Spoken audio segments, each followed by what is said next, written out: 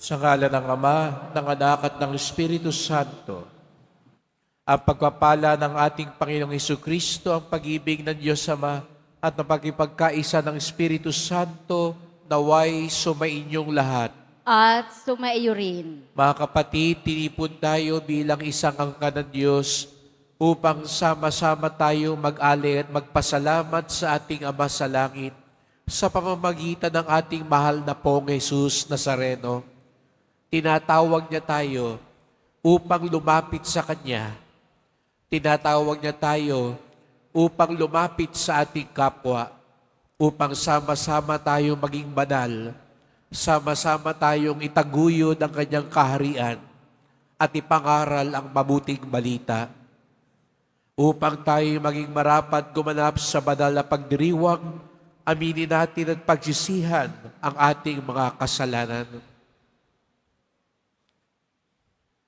Inaamin ko Sa makapangyarihang Diyos at sa inyo, mga kapatid, nalubha akong nagkasala sa isip, sa salita, sa gawa at sa aking pagkukulang. Kaya isinasamo ko sa mahal na Birhing Maria, sa lahat ng mga anghel at mga banal, at sa inyo, mga kapatid, na ako'y ipanalangin sa Panginoong ating Diyos. kawan tayo ng makapangyarihan Diyos, patawarin tayo sa ating mga kasalanan at patnubayan tayo sa buhay na walang hanggan. Amen. Panginoon, kawan mo kami. Panginoon, kaawaan mo kami. Kristo, kawan mo kami. Kristo, kaawaan mo kami. Panginoon, kawan mo kami. Panginoon, kaawaan mo kami. Papuri sa Diyos sa kaitasan.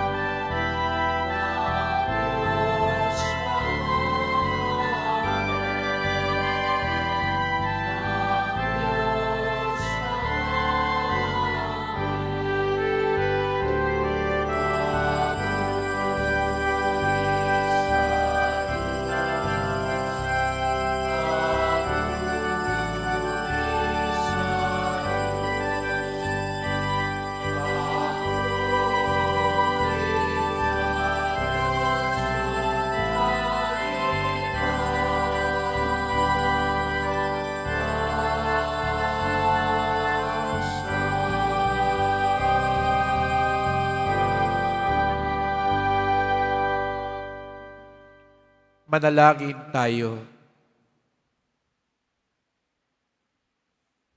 Ama naming makapangyarihan, lagi mong lingapin at patnubayan kaming mga kabilang sa iyong angkan. Sa tanging pag-asa naming ikaw ang nagbibigay, kami tangkilikin mo at laging subaybayan. Sa pamamagitan ni Jesucristo, kasama ng Espiritu Santo, magpasawalang hanggan. Amen. Magsiupo muna ang lahat.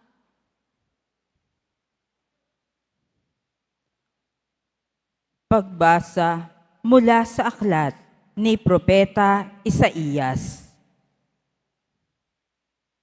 Nang taong mamatay si Haring Osias, nakita ko ang Panginoon. Nakaupo siya sa isang napakataas na luklukan. Ang laylayan ng kanyang damit ay nakalatag sa buong templo. May mga serapin sa kanyang ulunan at bawat isa'y may 6 na pakpak. Wala silang tigil ng kasasabi sa isa't isa ng ganito: Banal, banal, banal ang Panginoong Diyos ng mga hukbo. Ang kanyang kaningningay laganap sa sanlibutan. Sa lakas ng kanilang tinig ay nayanig ang pundasyon ng templo at ang loob nito'y napuno ng usok.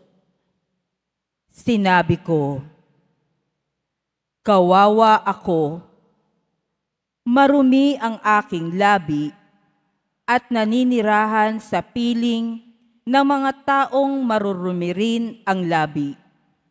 Mapapahamak ako pagkat ako'y isang makasalanang nakakita sa Panginoon, ang makapangyarihang hari. Pagkatapos, may isang seraping sumipit ng baga sa dambana at lumipad na patungo sa akin.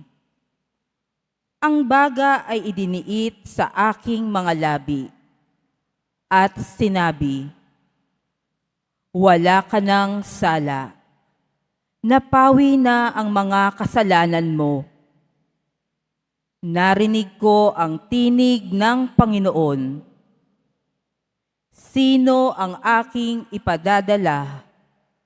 Sino ang aming susuguin? Sumagot ako, narito po ako. Ako ang isugo nyo. Ang salita ng Diyos. Salamat sa Diyos. Panginoon, kita'y pupurihin sa harap ng mga anghel. Panginoon, kita'y pupurihin sa harap ng mga anghel. Ako poon, buong pusong aawit ng pasalamat. Sa harap ng mga anghel, pupurihin kitang ganap. Sa harap ng iyong templo, ay yuyuko at gagalang. Pupurihin kita roon, pupurihin ang iyong ngalan. Poon, kita'y pupurihin sa harap ng mga anghel. Dahilan sa pag-ibig mo at sa iyong katapatan, ika'y tunay na dakila, pati iyong kautusan. Noong ako ay tumawag, tinanggap ko ang tugon mo. Sa lakas mong itinulong, ay lumakas agad ako. Poon, kita'y pupurihin sa harap ng mga anghel. Dahilan sa pangako mong narinig ng mga hari, pupurihin ka ng lahat at ika'y ipagbubunyi.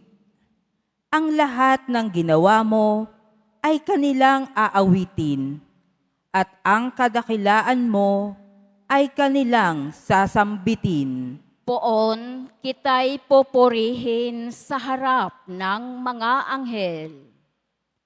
nahahandang harapin mo, mapupusok kong kaaway. Ligtas ako sa piling mo, sa takas na iyong taglay. Yaong mga pangako mo ay handa mong tupding lahat. Ang dahilan nito poon, pag-ibig mo'y di kukupas, at ang mga sinimulang gawain mo'y magaganap. Poon, kita'y poporihin sa harap ng mga anghel.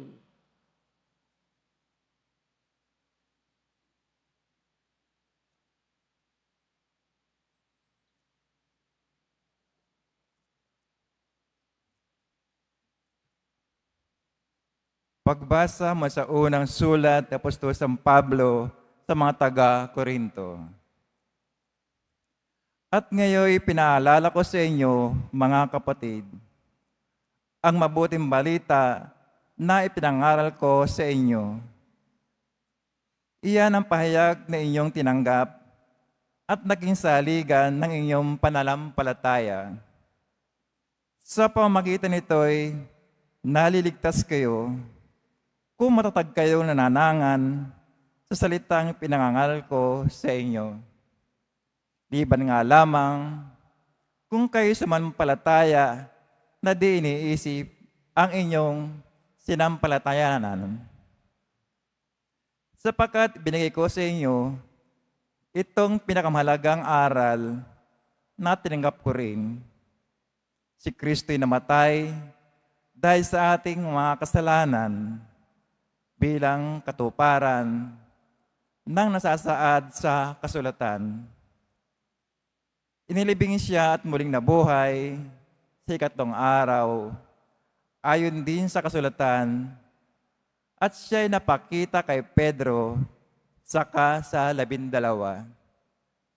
Pagkatapos napakita siya sa mahigit na 500 kapatid na nagkakatipon. Marami sa kanila'y buhay pa hanggang ngayon, bagamat patay na ang ilan. At napakita rin siya kay Santiago, saka sa mga apostol na sama-sama noon. Sa kahuli-hulihay, napakita rin siya sa akin. Bagamat ako'y tulad ng batang ipinanganak ng di kapanahunan, sapagkat ako ang pinakahamak sa mga apostol. Ako'y di karapat-dapat tawaging apostol, sapagkat inuusig ko ang simbahan ng Diyos. Ngunit dahil sa kagandang loob niya, ako'y naging apostol at hindi naman nawala ng kabuluhan ang kaloob niyang ito sa akin. Nagpagal ako ng higit kaysa kanino man sa kanila, bagamat hindi ito sa sarili kong kakayanan, kundi sa tulong ng Diyos sa akin. Kaya maging ako o sila, ito ang pinangangaral namin at ito ang pinanaligan ninyo.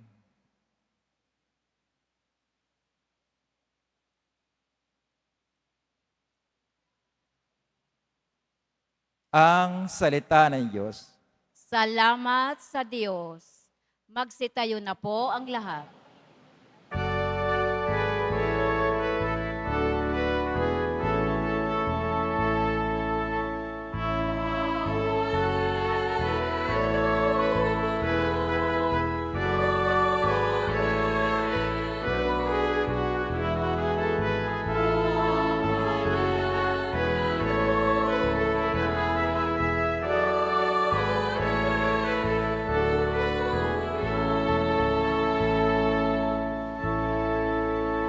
Sumunod kayo sa akin, at kayo'y aking gagawin. Tatambal ko sa tungkulin.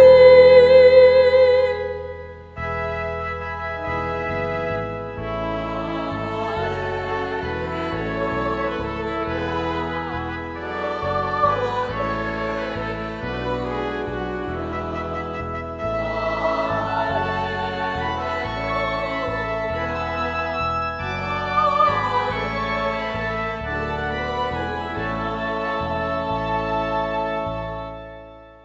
Sumainyo ang Panginoon.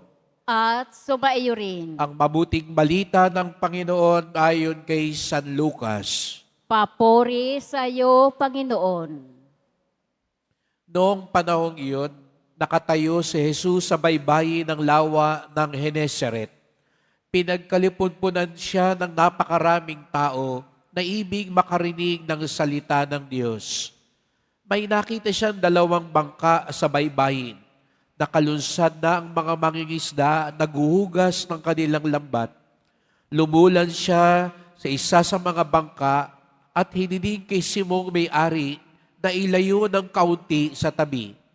Naupo siya sa bangka at nangaral sa mga tao. Pagkatapos niyang magsalita, ay sinabi kay Simon, "Pumalaot kayo at ihulog ang mga lambat upang manghuli." Sumagot si Simon, "Guro, magdamag po kaming nagpagod at wala kaming nahuli.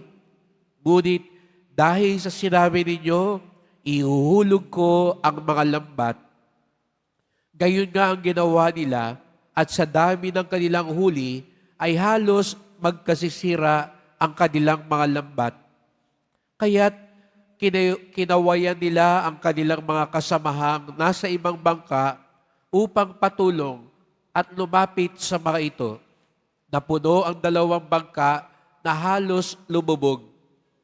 Nang makita iyon ni Simon Pedro, siya'y nagpatira pa sa paanan ni Jesus at nagsabi, "Lumayo po kayo sa akin, Panginoon, sapagkat ako'y makasalanan." Nang gilalas siya at ang kanyang mga kasama dahil sa dami ng kanilang huli, gayon din sina Santiago at Juan, mga anak ni Zebedeo na mga kasosyo ni Simon. At sinabi ni Jesus kay Simon, "Huwag kang matakot, mula ngayon mamamalakaya ka ng mga tao." Nang maitamad nila ang kanilang mga bangka, iniwan nila ang lahat at sumunod kay Jesus.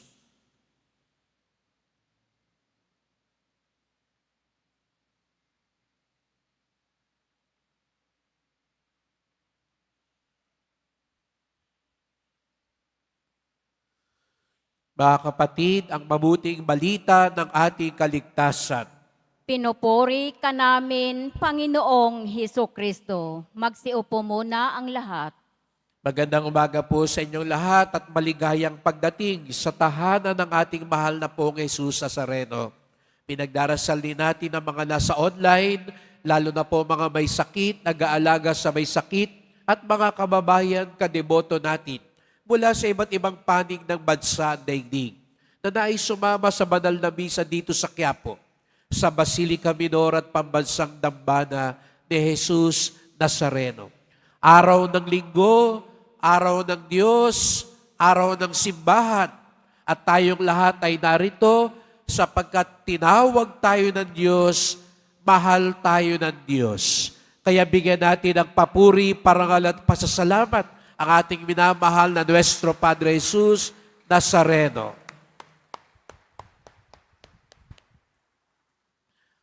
Tinawag tayo ng Diyos. Sabihin mo sa katabi mo, tinawag ka ng Diyos. Kaya ka narito ngayon, nagsisimba, sapagkat tinawag ka ng Diyos. Gusto mo pang matulog? Gusto mo pang pumunta sa ibang lugar? Nagdadahilan ka pa na baka mahirap magsimba, mahirap pumunta sa Quiapo. Gayon pa man, narito kayo. Higit sa lahat, hindi dahil ginusto ninyo, kung hindi higit sa lahat, dahil ito'y ginusto ng Diyos. At salamat, pinahintulutan ninyo na mangyari ang gusto ng Diyos para sa inyo. Kaya palakpakan natin ang bawat isa na narito. Sabihin mo nga sa katabi mo, congratulations. At sana nga po mga kapatid, sana nga kung papaano pinahintulutan natin na mangyari ang gusto ng Diyos, ngayong sandaling ito na makapagsimba ka, pahintulutan mo rin ng Diyos na mangyari ang gusto niya sa buhay mo. Sana huwag lang yung pagsasimba ang payagan mong sundin at mangyari sa buhay mo. Sapagkat marami pang ibang bagay na gustong mangyari ang Diyos sa iyo. Narinig natin sa Ebanghelyo ngayon, si Simon Pedro nagliligpit na. Nililinis na yung lambat. Tapos na ang trabaho. Pero sa kasamaang palad, wala siyang huli. Kaya nga, nung tinanong siya ni Jesus sa Sareno, may nahuli ba kayo? Sabi ni Simon Pedro, magdamag na kaming pumalaot, pero ni isang isda, wala kaming huli. Kaya naman sabi ni Jesus sa Sareno, pumalaot kayo. Mabuti na lang mapagkumbaba si Pedro. Tandaan ninyo, si Jesus sa Sareno, ano raw trabaho ni Jesus sa Sareno? Ano trabaho ni San Jose? Karpintero. Si Simon Pedro, mangingisda. Biruin nyo, yung karpintero ang nagtuturo sa mangingisda, papaano mangisda. Kung kayo po si Simon Pedro, buti na lang, hindi tayo si Simon Pedro. Dahil kung tayo siguro si Simon Pedro, sasabihin natin kay Jesus sa Sareno, marunong ka pa sa akin. Alam ko ang ginagawa ko, huwag mo kong pakialaman. Mga kapatid, sana huwag ganun mangyari sa buhay natin. Sabi ko kanina, sana mangyari yung gusto ni Jesus sa atin. Nag-umpisa na nung nagsimba tayo. Pero baka paglabas natin, parang ganun ang nangyayari. Bubulong ang Diyos.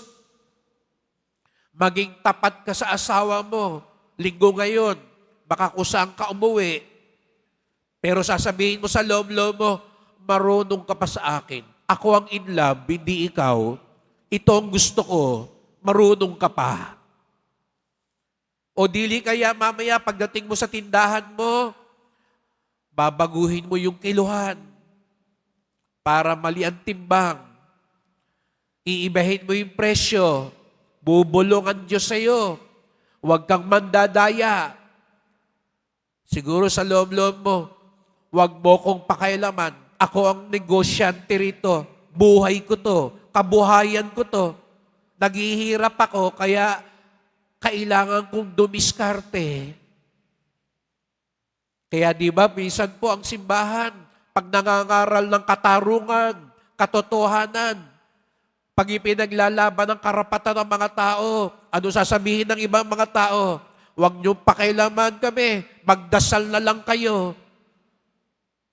Namumulitika kayo. Kayong mga nasa simbahan, dyan na lang kayo, magprosesyon na lang kayo. Huwag niyo na pag-usapan ang katapatan, ang kabutihan, ang katwiran sa pamahalaan. Ilang beses din natin ginagawa yun, mga kapatid. Ayaw natin pakialaman tayo. Buti na lang si Simon Pedro. Hindi niya sinabi kay Jesus sa Sareno, ako ang mangingisda, karpintero ka lang. Huwag mo kong pakialaman. Mas alam ko ito. Minsan sa buhay natin, ganun ang turing natin sa Diyos. Mas alam ko to. Huwag mo kong pakialaman. Ako ang masusunod. Ang unang biyayang ipagdasal natin para marinig natin ang tawag ng Diyos, magpakumbaba tayo at sumunod sa Kanya. At ano pa ang sabi ni Jesus sa Sareno? Pumunta kayo sa malalim. Pumunta kayo sa malalim. Ito rin ang pangalawang biyayang ipagkaloob sana sa atin. Sana magpunta tayo sa malalim na bahagi ng buhay. Ano ba ibig sabihin daw nun? Di ba minsan, nasasabihan ba kayo, ang babaw-babaw mo naman? Aminin natin, minsan, natapos ang isang araw, ano pinag-usapan natin? Chismis, artista, buhay ng may buhay, bali-balita. Pero halimbawa mamaya, pag uwi ninyo sa bahay, mapag-uusapan nyo bang mag-anak? Sabihin mo, nagsimba ako sa Quiapo. Sabi nung pare, sumunod sa Diyos. Talikuran ng kasalanan. Tatawagin mo yung anak mo, o ikaw bisyo ka ng bisyo. Tigil mo na yan. Alam mo, yung kapatid mo, namumuhay ng hindi tama, kakausapin mo ba siya para itama ang kanyang buhay? Ikaw mismo, narinig mo, magbagong buhay. Nakita mo, bukas yung ilaw sa kumpisalan. Lalo na sa ibang araw. Magkukumpisal ka ba? Magsisisi ka ba? Ano bang mga pinag-uusapan natin sa buhay? Ano ba yung tinututukan natin sa buhay? Yung bang mabababaw lamang? Pera na lang ba? Araw-araw na lang ba? Pera. Araw-araw na lang ba? Ngayon, umpisa na ng kampanya. Punta tayo doon, may 500 doon. Punta tayo dito, may ayuda dito. Hanggang tiyan lang ba ang kaya nating busugin? O ang ating puso at kalooban? Ang ating kaluluwa? Sinasabi sa iyo ngayon, sa ating lahat, ni Jesus Nazareno, lumalim ka. Pag nagpupunta tayo sa Quiapo, anong ginagawa natin? Iniisa-isa lang ba natin lahat ng hiling natin sa Kanya? Sinasabi lang ba natin kay Jesus Nazareno, sasabihin niyo sa akin, Father, 30 taon na ako, laging nasa Quiapo. Pero yung dasal mo ba, 30 taon na, pareho pa rin, ganun lang. Pagpasok mo sa simbahan, payamanin niyo po ako, palusugin niyo po ako, pasayahin niyo po ako, bigay niyo po ito, Amen. Uwi na po ako. Ganun lang ho ba ang dasal natin? Pengi noon, hindi Panginoon, panay pengi na Lord. Lumalim tayo. Lumalim tayo. Mahirap lumalim. Kasi maraming nakagigimbal tayo matutuklasan sa buhay natin. Pero doon natin matatagpuan ang biyaya, ang paggabay ni Jesus Nazareno. Kaya nga sa bandang huli, nang matuklasan ni Pedro ang mayaman na biyaya ng Diyos, ang dami niyang nahuli nung lumalim siya. Nakita niyo? Sumunod siya, lumalim siya, at anong nangyari? Sumagana ang kanyang huli. Ngunit mga kapatid, hindi doon nagtatapos ang lahat. Pagkatapos niyang maranasan ang biyaya ng Diyos, anong sabi ni Jesus Nazareno? Huwag kang matakot, mula ngayon, mamamalakaya ka ng tao. Sa makatuwid, ang biyaya ay hindi lang para sa Kanya. Hindi sinabi ni Jesus Nazareno, sige, magpayaman ka lalo. Sige, marami kang huli, ibenta mo na yan para lalo kang yumaman. Ano sabi ni Jesus Nazareno? Sige, mula ngayon, hindi lang isda ang huhulihin mo, tao din. Ilalapit mo sila sa akin. Mga kapatid, lagi niyo pong naririnig sa akin, ang dambana ni Jesus Nazareno, tahanan ng bawat Pilipino. Tumatanggap ng disipulo, tumatanggap ng deboto, nagsusugo ng disipulo. Sapagkat hindi nagtatapos sa buhay deboto ang tunay na naniniwala at nagmamahal kay Jesus Nazareno. Pagkatapos nating maging deboto, tayo'y dapat maging disipulo.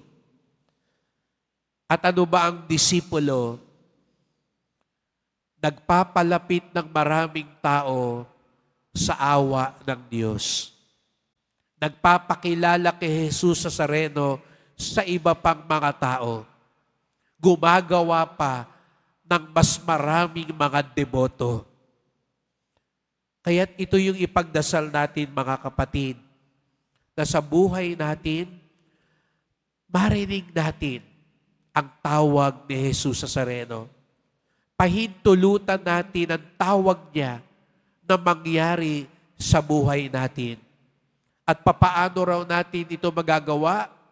Sumunod tayo.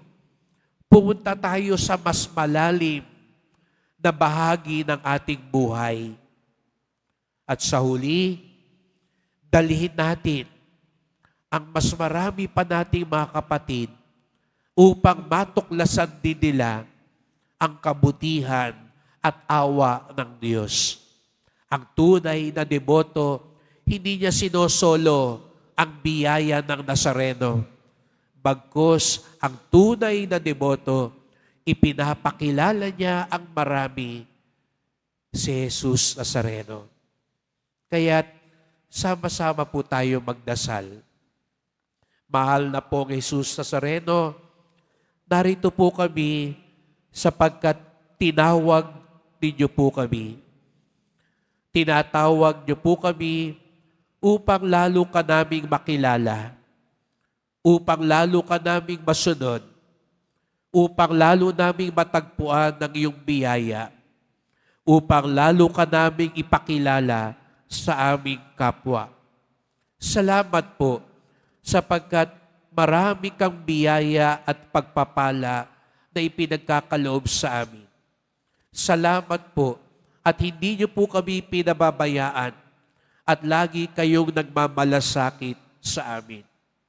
Nawa, tuwing mararanasan namin ang iyong pagpapala, lalo naming mailapit ang aming pamilya, ang aming mga kakilala, at ang marami pang mga kapatid namin na hindi ka pa nakikilala at natutuklasan, upang kami na tinawag mo ay isugo mo para itatag ang iyong kaharian.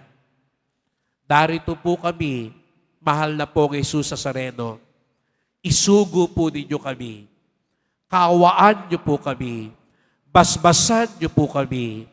Amen. Amen.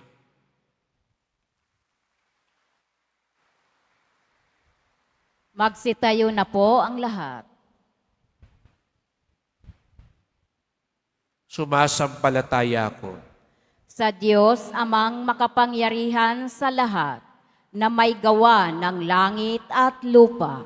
Sumasampalataya ako kay Hesukristo, iisang anak ng Diyos, Panginoon nating lahat. Nagkatawang tao siya lalang ng Espiritu Santo. Ipinanganak ni Santa Mariang Birhen. Pinagpakasakit ni Poncio Pilato. Ipinako sa krus, namatay, inilibing. Nanaog sa kinaroroonan ng mga yumao. Nang may ikatlong araw, nabuhay na maguli. Umakyat sa langit, naluluklok sa kanan ng Diyos amang makapangyarihan sa lahat. Doon magmumulang paririto at huhukom sa nangabubuhay at nangamatay na tao. Sumasampalataya naman ako sa Diyos Espiritu Santo, sa banal na simbahang Katolika, sa kasamahan ng mga banal, sa kapatawaran ng mga kasalanan, sa pagkabuhay na muli ng nangamatay na tao, at sa buhay na walang hanggan. Amen. Kami dumadalangin ngayon sa iyo, Ama, naming mapagmahal, upang sa aming pagsusumikap maisabuhay ang pag-ibig na kami lubos na makilala ng mundo bilang mga alagad ng iyong anak na si Jesus. Buong puso kaming nananalangin, Panginoon, puspusin mo kami ng iyong pag-ibig. Panginoon, puspusin mo kami ng iyong pag-ibig. Puspusin mo kami, O Diyos, ang mga namumuno sa aming simbahan at pamayanan, ng iyong makapangyarihan at hindi makasariling pag-ibig upang maisulong namin ang katarungan at kapayapaan na iyong hatid para sa lahat. Manalangin tayo. Panginoon, posposin mo kami ng iyong pag-ibig. Hilumin mo, O Diyos, ang aming mga pusong nasugatan ng masamang nakaraan upang matamo namin ang tunay na pag-ibig na itinuro mo sa amin ng iyong anak na si Jesus. Manalangin tayo. Panginoon, posposin mo kami ng iyong pag-ibig. Pukawin mo, O Diyos, ang puso ng mga kabataang nagnanais maging pari o madre upang makatugon sila sa iyong tawag ng buong puso at may pag-aalay ng sarili. Manalangin tayo. Panginoon, posposin mo kami ng iyong pag-ibig. Panumbalikin mo, O Diyos, ang sigla ng mga taong naaapektuhan ng anumang malubhang karamdaman ng buong galak at pasasalamat silang magpuri sa iyo magpa sa walang hanggan. Manalangin tayo. Panginoon, posposin mo kami ng iyong pag-ibig. Ipadama mo, O Diyos, ang iyong awa at dakilang pag-ibig sa mga kapatid naming pumanaw na umaasa sa iyong biyaya ng buhay na walang hanggan. Manalangin tayo. Panginoon, posposin mo kami ng iyong pag-ibig. Sa ilang sandali ng katahimikan, ating ipanalangin ang iba pang mga pangangailangan ng ating pamayanan.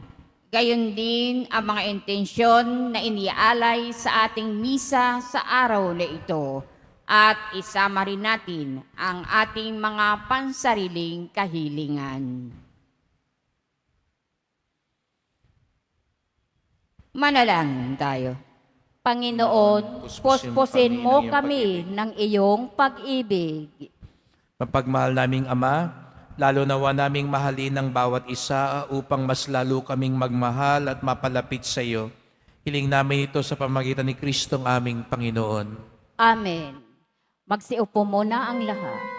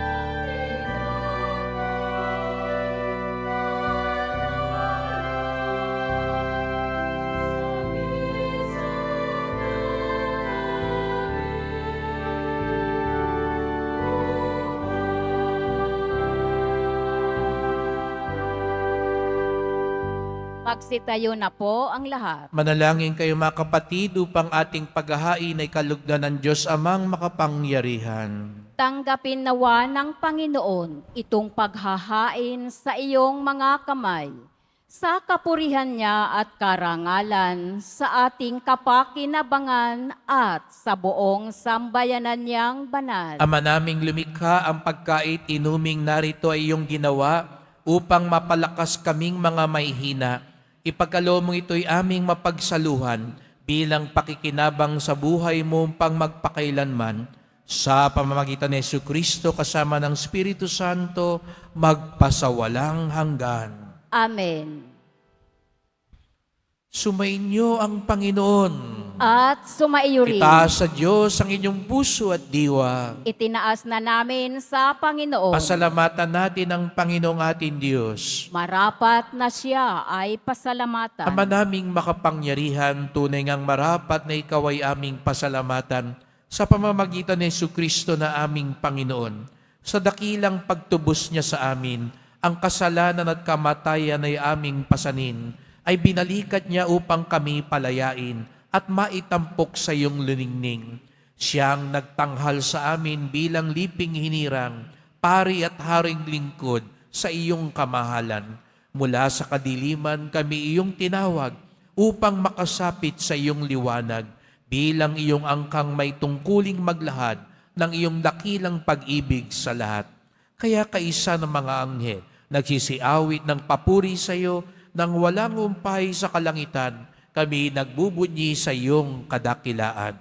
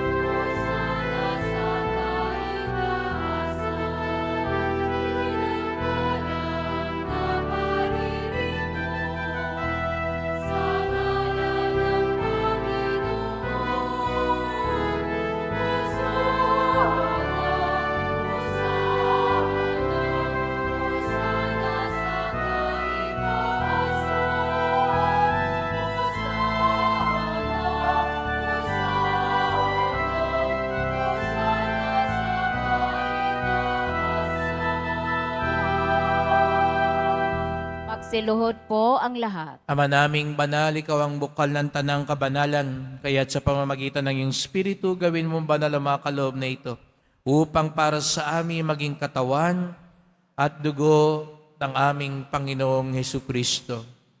Bago niya pinagtiis ang kusang loob na maging handog, hinawakan niya ang tinapay, pinasalamatan kanya, pinaghati-hati niya yun, iniabot sa kanyang mga alagad at sinabi, "Tanggapin ninyong lahat ito't kanin.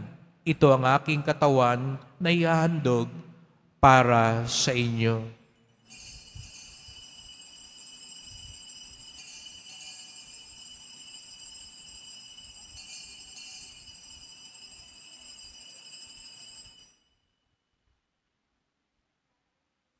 Gayon din naman ang matapos ang hapunan, inawakan niya ang kalis, muli kanyang pinasalamatan.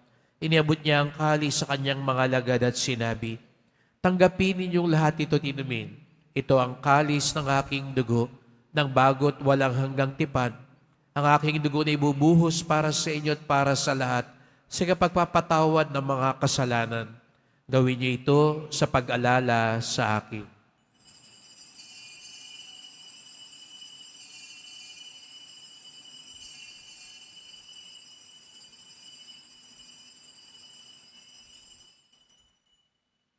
Magsitayo na po ang lahat. Ipagbunyi natin ang misteryo ng pananampalataya.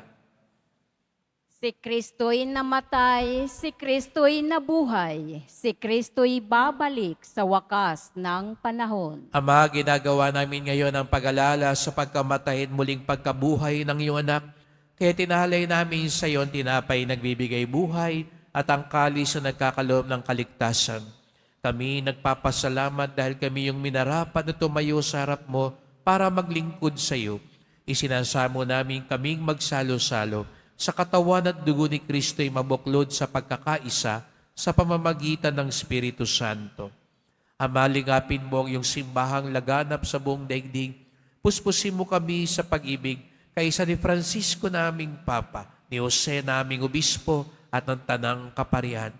Alalahanin mo rin ang mga kapatid naming nahimlay na may pag-asang sila'y muling mabubuhay.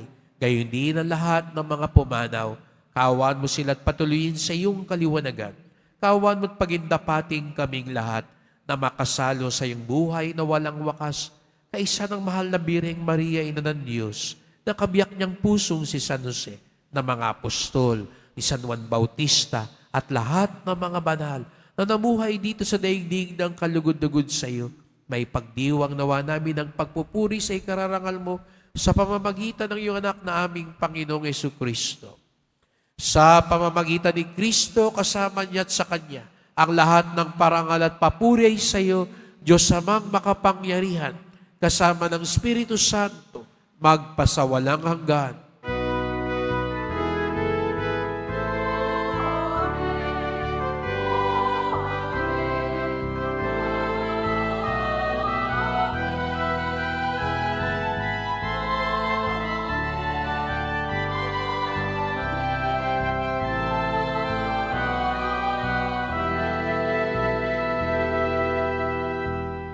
Lagi tayong tinatawag ng Diyos dahil tayo mga anak ng Diyos.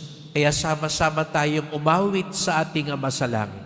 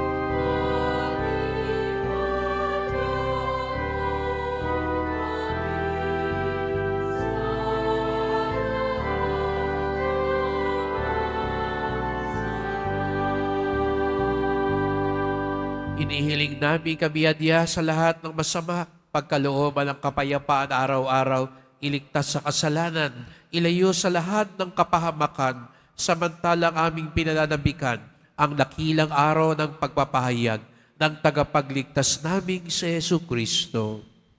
Sapagkat iyo ang kaharian at ang kapangyarihan at ang kapurihan magpakailanman. Amen. O Panginoong Jesucristo, sinabi mo sa iyong mga apostol, at ngayon sinasabi mo sa amin lahat dito, kapayapaan ang iniiwan ko sa inyo, ang aking kapayapaan ay binibigay ko sa inyo. Tunghayan niyo po ang aming pananampalataya, wag po ang aming mga kasalanan, at pagkalooban kami ng kapayapaan at pagkakaisa, ayon sa iyong kalooban, kasama ng Espiritu Santo, magpasawalang hanggan. Amen. Ang kapayapaan ng Panginoon ay laging sumainyo. At sumaiyo rin. Magbigayan tayo ng kapayapaan ni Kristo sa isa't isa.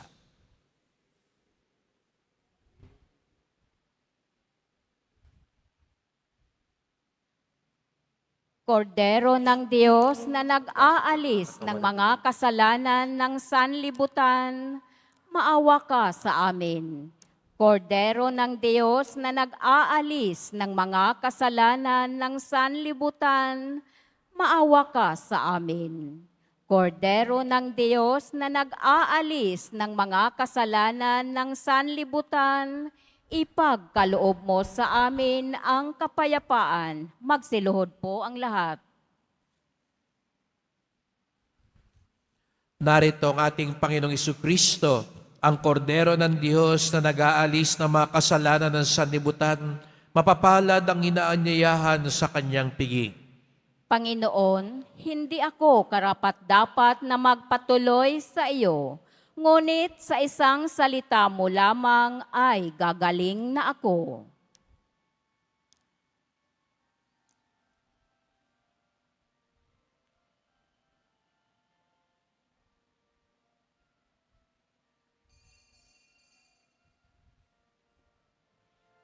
Para sa lahat ng tatanggap ng banal na komunyon, sasagot po tayo ng Amen. Pagkasabi ng pari o ng lay minister ng katawan ni Kristo. At isubo agad sa bibig bago umalis sa harapan ng pari o lay minister. Sumunod po tayo.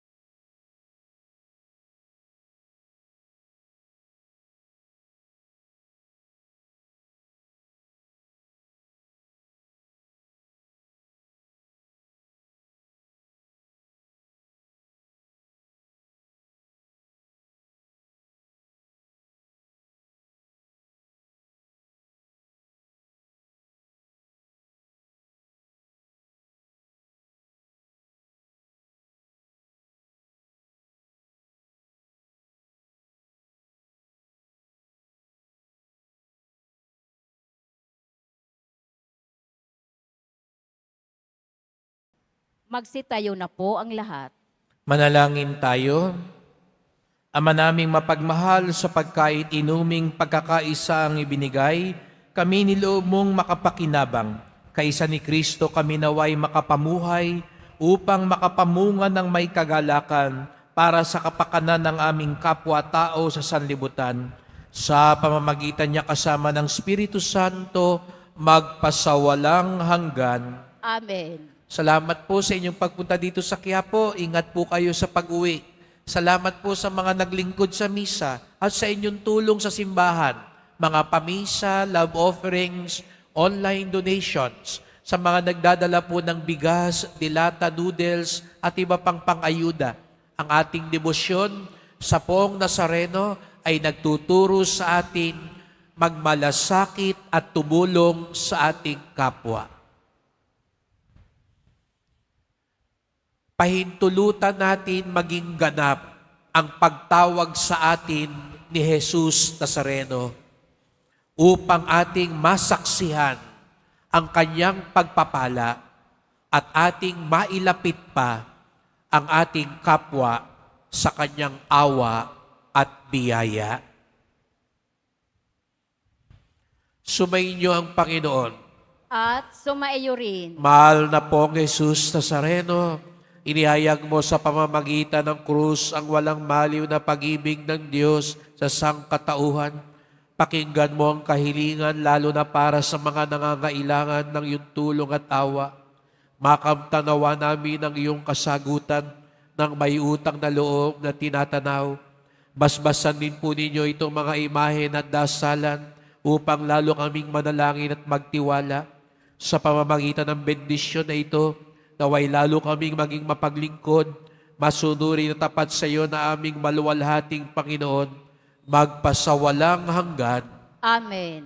At pagpalain kayong lahat ng makapangyarihang Diyos, Ama at Anak at Espiritu Santo. Amen. Pumayo kayo taglay ang awa at pag-ibig ng Poong Jesus Nazareno. Salamat sa Diyos.